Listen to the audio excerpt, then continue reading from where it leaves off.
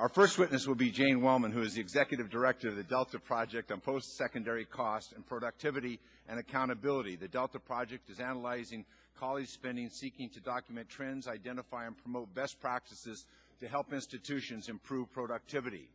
It's a pleasure to be with you today. I appreciate the opportunity to share my views and some of the emerging work of the Delta Project on college costs and productivity and accountability. I should say at the outset, I come to this topic after almost 30 years of work in higher education and public policy in the state of California, where I worked in the University of California, and for the legislature for many years. With private colleges, I worked with the Independent College Association here in Washington, and then in nonprofit policy work for many years. And the topic of spending and how the money gets spent in higher education is contrasted to tuition or financial aid or revenues is the least well understood and analytically documented, and in my view, one of the most important things for us to collectively get our arms around if we're to do a better job of ensuring access and affordability. So that's the reason for our work. I just want to make three basic areas of comments today. You've got my prepared testimony. I won't read it. You'll be happy to know. But just in three areas. First, why focus on this? What's the point? Secondly, a little bit about what the data say about trends and patterns across all of post-secondary education, and then I'll finish with some comments on what the federal role might be going forward. First, the reason for the focus on costs is not an analytical exercise in data gathering. We can do that, of course, but the point is our country needs to increase educational attainment levels and post-secondary educational attainment levels by significant amounts. Some say almost a doubling of baccalaureate degree recipients in the next 15 years. Both for workforce needs and to maintain international competitiveness. There's some dispute about whether the numbers are doubling or only 30%. No matter how you slice it, it's a huge increase.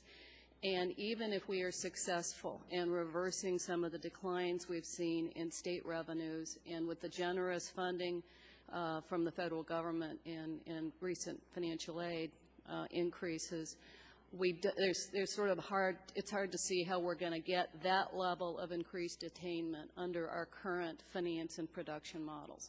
And this then raises the question of how can we do a better job of using the resources we have and obtaining greater attainment. And that means not sacrificing quality, not sacrificing access to low-income students, and building the system we need. So it's about attainment. It's not about picking apart numbers. It's how do we use data to do a better job of getting kids through and making decisions about that. Second point on the data and what the data say about trends in revenues and expenditures in post-secondary education. As you well know, we have a highly diverse system of higher education, and the patterns of resources between research universities, community colleges, privates, publics, proprietaries are so starkly different that other than this generalization, all other generalizations about finance in higher education are wrong.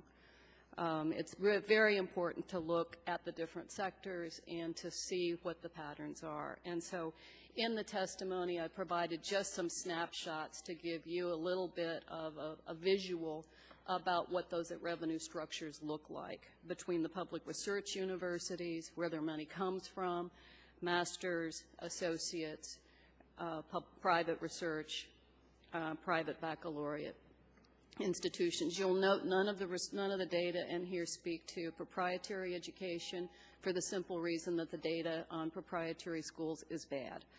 It's getting better, but it's not good enough to get a historic lens on. It should be included in these numbers, and it's not.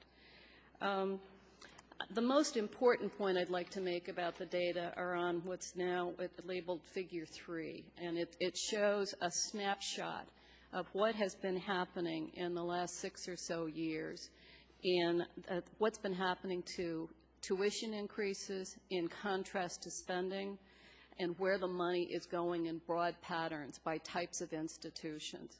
And if looking at these numbers, one begins to see the differences between cost and how institutions spend their money and price, what it is that is paid in the form of tuition. Just looking at the top line on this, by example, as a national average level in public research universities since 1998, in-state undergraduate sticker prices went up 40%, average of $2,200 roughly. Gross tuition revenues, the next line over, only went up 31%. The difference between the first column and the second column is largely what's been happening in tuition discounting and institutional financial aid. So looking at those two numbers helps you get a sense of those patterns. Moving over one more column, spending that goes to the direct cost of instruction. This is the proportion of spending within the institutions that's going into the classroom. Increased by only 4%. So you note the big difference, 40% tuition increase, spending increase, particularly that went into the classroom, only a 4% increase in a 6-year period.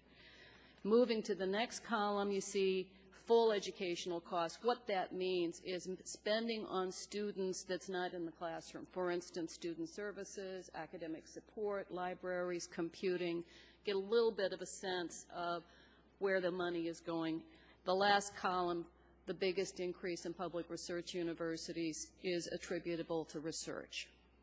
So this gives you a broad aggregate sense of what the patterns have been in the last decade.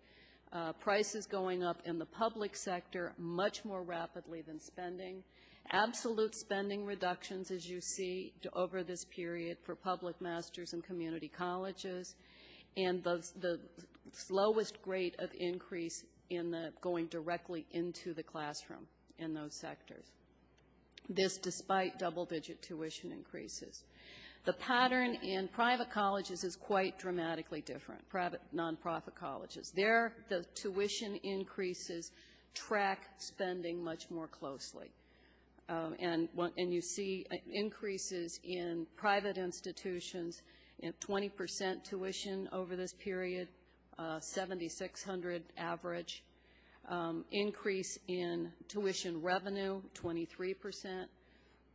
Spending of instruction up, spending elsewhere up.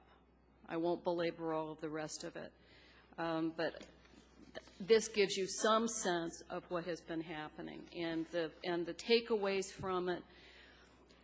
The state funding constraints are significant contributors to tuition increases in public sector. It's public sector tuitions are not going up because the institutions are spending money at that rate. It's because of a shift, a cost shifting between state and tuition. Spending is going up and state spending is going up. It's just not going up fast enough to keep pace with enrollment and inflation. Private institutions are paying more, spending more, charging more, and spending more in the classroom. I see I've got the red light on, so I will skip over some of the other points and conclude with just a couple of comments about the federal role. And that is that I don't believe the research supports the view that federal financial aid is contributing in a significant way to increases in tuition. There's been several studies done on that, and they all find the same thing. Now, one can argue that any revenue availability contributes at some level to growing spending, because if the money's not there, it can't be spent. And so I think one could concede that without finding a direct causal relation between federal financial aid. I think the federal government has obviously a huge interest in this topic, and in my way of thinking, at least two very important roles that can be played. The first is on data and analysis and public transparency about costs.